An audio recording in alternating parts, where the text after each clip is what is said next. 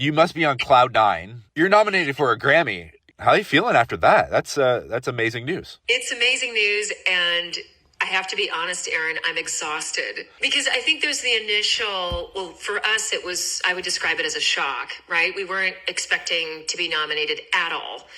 What a lot of people don't know, they see my co-nominees, these huge names, Barbra Streisand, Laufey, Elton John, Jennifer Hudson, Lady Gaga.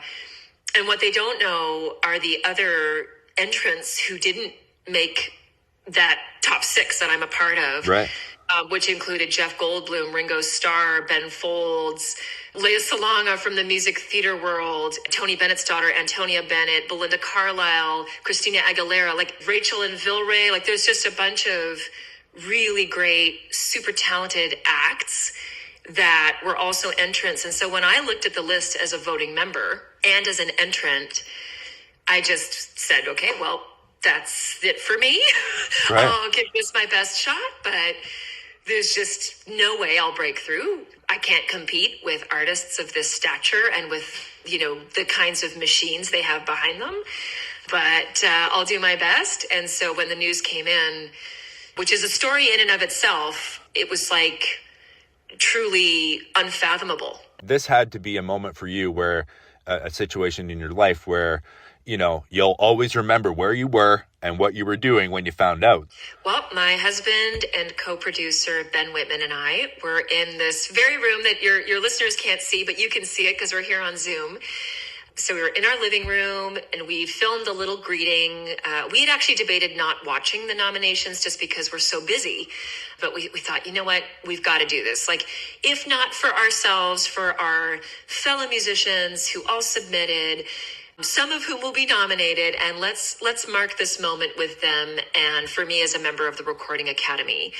And so, Ben actually had something booked at the unveiling was at 11 a.m. That was when the whole thing started. And he had something that he had booked for 12 p.m. So he was kind of one foot out the door and I was watching and he's in the background just getting ready for his day. And we're watching Harvey Mason, who is, I don't remember his exact title, I'll say CEO of the Recording Academy. And so he's running the whole thing.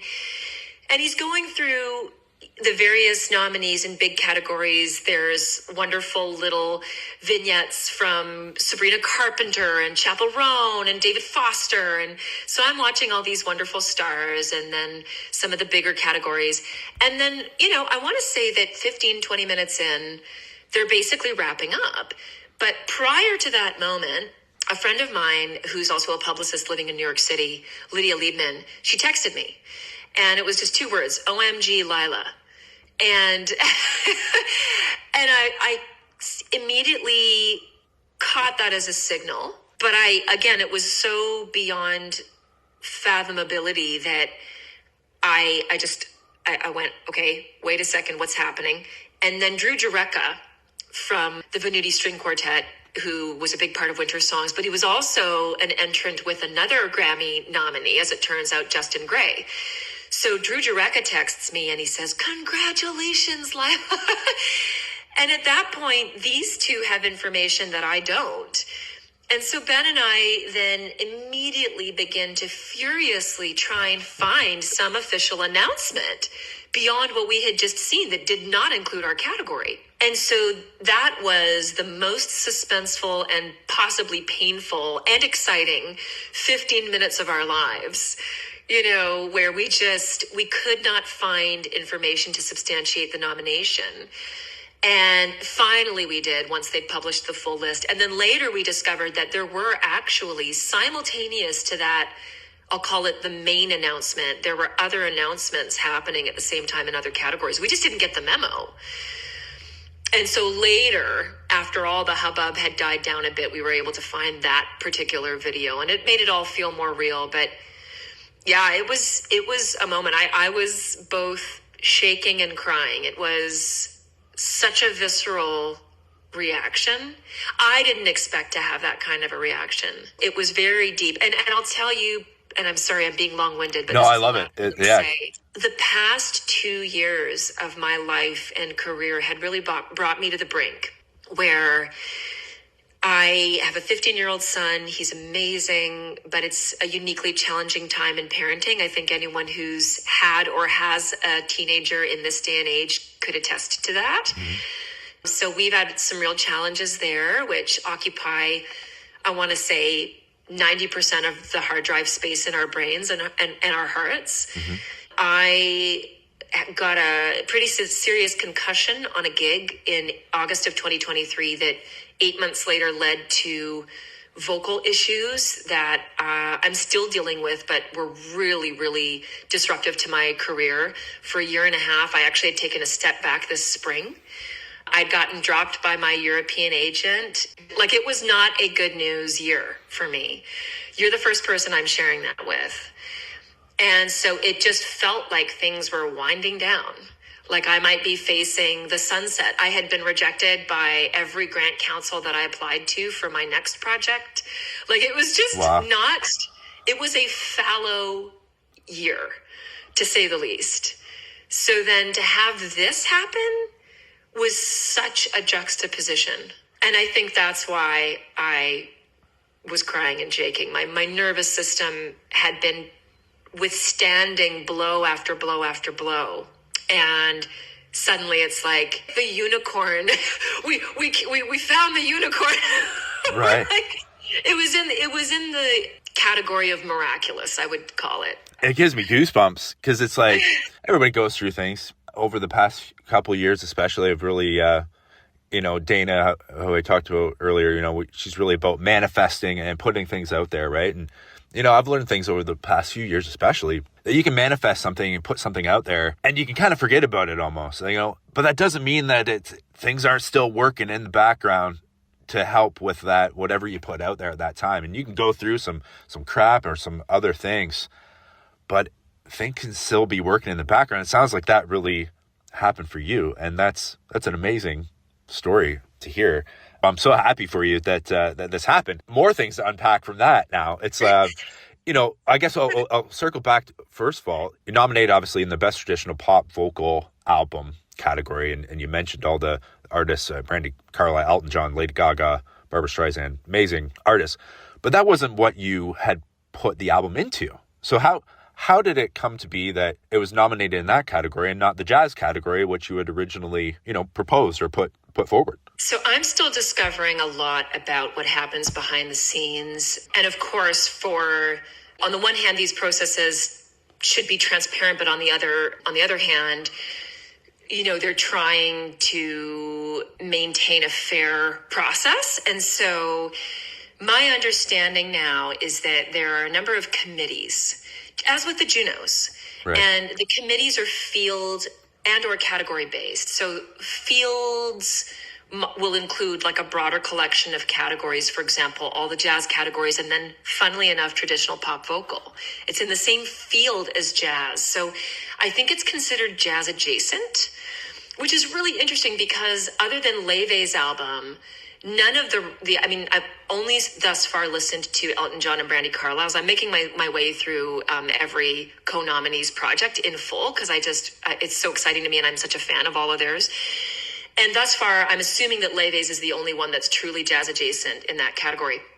But all that to say, behind the scenes, there are these committees and they are considered experts. It's a panel of experts in the respective fields and categories. And they are the ones who, if you enter an album, say into alternative jazz, which is where I entered Wintersongs, because I was like, this is not straight ahead jazz. I don't know where it belongs. I don't think it's vocal jazz. I'm not improvising with my voice in a traditional way. So I'm going to put it into alternative jazz. And so there's an alternative jazz committee that vets all those submissions, which to me is fascinating because they would get hundreds of submissions, right. Hundreds. And together they go, you know what? This is not alternative jazz. We think that it belongs here. They could have sent it to vocal jazz and then the vocal jazz committee would have said yay or nay, but they sent it to traditional pop and traditional pop went, yeah, okay, that makes sense. So they embraced it. Now, I didn't know that had happened until the day before the voting round opened. Wow. And so I get a notification the night before to say, you are in traditional pop vocal. And what happened at that point, Aaron, I announced it. My birthday was October 3rd, and that was when the voting period opened. And so I made a little video that just said, hey, happy birthday to me. And by the way, I got moved from jazz to traditional pop vocal. Here are some of my fellow entrants. And I rattled off all these names. And everybody basically started issuing me their condolences, right? Like, Right. they were all like, oh no. And I even had some peers, some jazz peers who have been nominated in jazz several times. And they were like, man, we're so sorry. Why does this happen to you? Because it happened to me a previous year where I actually got moved from vocal jazz into pop, not traditional pop. So there I was between Beyonce and Justin Bieber. I mean, that was truly absurd.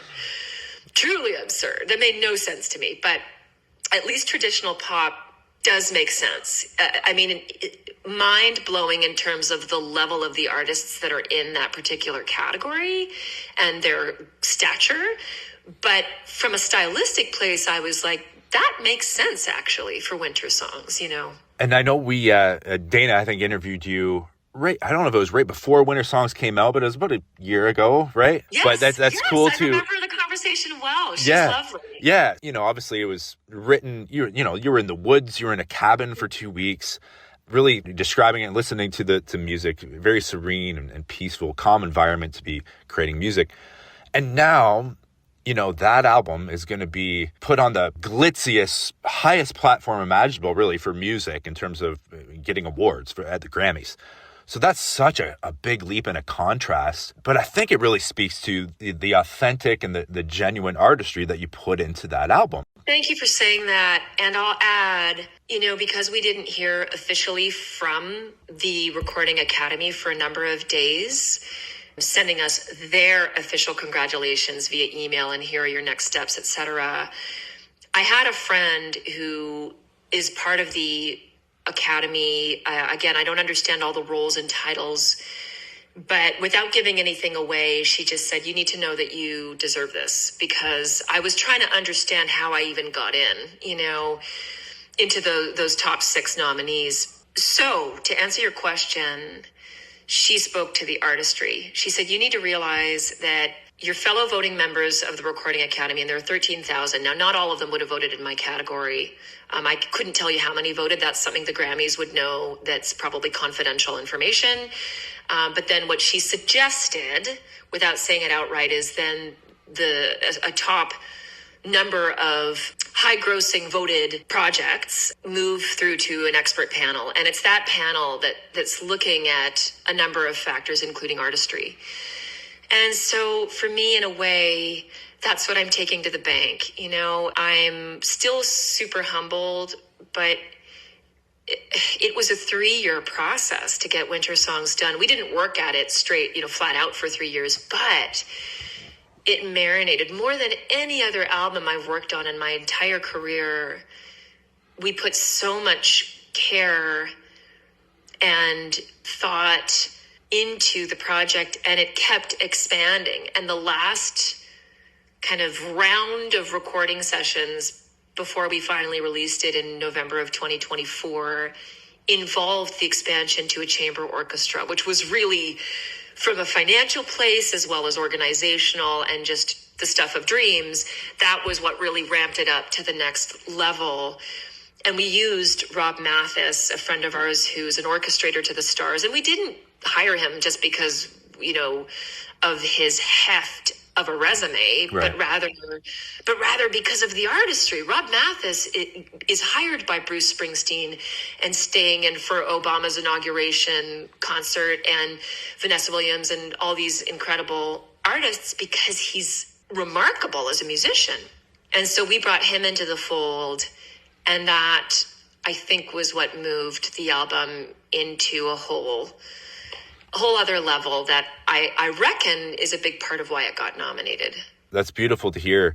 You mentioned earlier, Laila, that before this nomination, it had been maybe a bit of a tough year, and obviously ebbs and flows, and this is dramatic as you can get with that.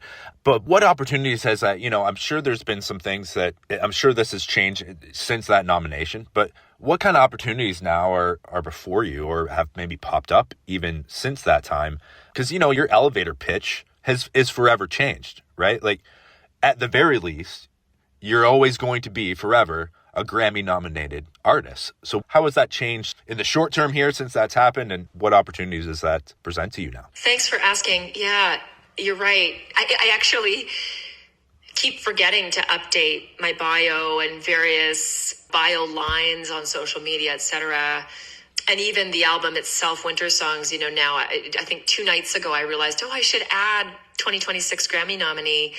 Because you have to take advantage of these moments when they come. Because for me, thus far, it's once in a lifetime, right? We don't know if I will get future nominations. Of course, we hope. But this is something that forever changes things. And in terms of on-the-ground impact, well, I will say that the groundswell of interest from media here in Canada has been huge because folks like yourself are recognizing that this is significant in terms of who I am as a Canadian artist on the global stage and also in a sphere that is largely dominated by artists who are American. Now, I'm actually a dual citizen, but I'm really a Canadian first. Born and raised, have spent the great majority of my life here. The whole project is a love letter to Canada, right? But anyway, so we have gotten more interest on the bookings side, which is great because I need work. But yeah, the media interest, I think in some ways has been what is most marked. And so far, north of the border, what is difficult is once you're nominated for a Grammy, there are a bunch of people that come out of the woodwork from the States saying, hey, here's what we're going to do to make the most of this moment. And this is what it's going to cost you. And We're talking about pitches that range from like $2,000 to $15,000 US, wow. And that's tricky because I would like to make the most of what happens between now and February 1st when the Grammys take place. And before that moment is decided, right? There's this excitement around like, will you get the win? Like, is there any chance that you'll even get the win, right? The nomination itself was already the stuff of dreams. Could you actually see this through to the win? And of course, many are saying the nomination itself is a win. I feel the same. But I now have to decide, what am I going to invest between now and then to maximize visibility? Meanwhile, Aaron, in terms of my priorities, I'm still just thinking about my son. Mm-hmm. How do I help my son finish his grade 10 first semester as best he can? How do I stay strong and healthy? We have aging parents who are amazing, but dealing with challenges. Like, to me, the stuff of everyday life doesn't change. And so there's this really interesting tension of the magic of the nomination and all the demands that have come with it because it's expensive to go to the Grammys.